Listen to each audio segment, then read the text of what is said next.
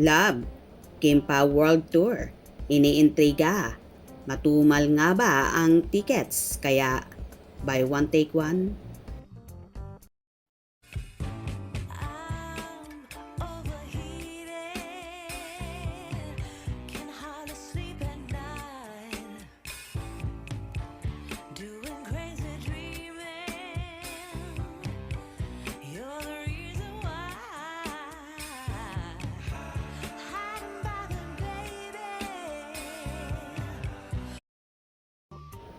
Iniintriga ang umano'y. Hirap maibenta ang show ni Kim Chiu at Paolo Avellino sa US. Kaya't may lumalabas na buy one take one promo sa tickets. Pero ano nga bang ibig sabihin kapag may ganitong offer sa US? Senyales nga ba ito na matumal ang benta ng tickets ng Kim Pao Show?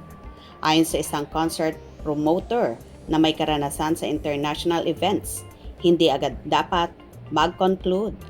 Depende rin yan sa promoter. Let's say private producer ang promoter mo. Gagawa at gagawa yan ng paraan para ma-push ang ticket sales no matter what. Paliwanag niya. Dagdag pa nito. Sa pagkakaalam ko, TFC mismo ang promoter ng event na ito. Kadalasan ang promotion nila ay nakafocus lang sa TFC platform. Sabihin sa existing viewers nila. Ibinahagi rin nila na sa ibang producers mas agresibo ang marketing strategy. Sa amin, inilalako talaga namin yan sa mga restaurant, clinics, at iba pang establishments na may mga Pinoy. Naglalagay kami ng posters sa iba't ibang lugar at namimigay ng mga brochures para malaman ng fans na may darating na show, anya. Dahil dito, may ilang tuloy na nagsasabing baka hindi ganong kalakas umano ang promotion ng naturang show sa ilang lugar sa US.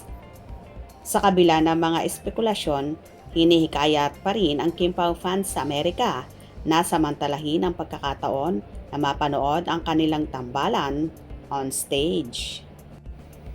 Hindi naman siguro matumal ang bentahan. Siguro ginagawa lang ito ng mga promoters para mas marami ang makapanood at mas marami ang mapasaya nila.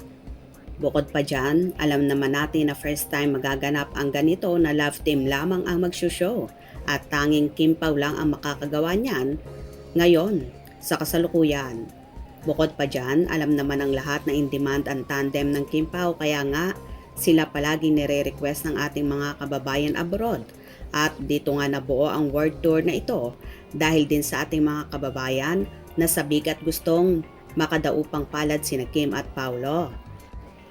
Anyway, support na lang po natin ang Kim Pao Show sa US at Canada at kung saan pang bansa iikot para happy ang lahat. Good luck, Kim, Paolo at sa buong team. Hope you enjoyed. Please subscribe for more info.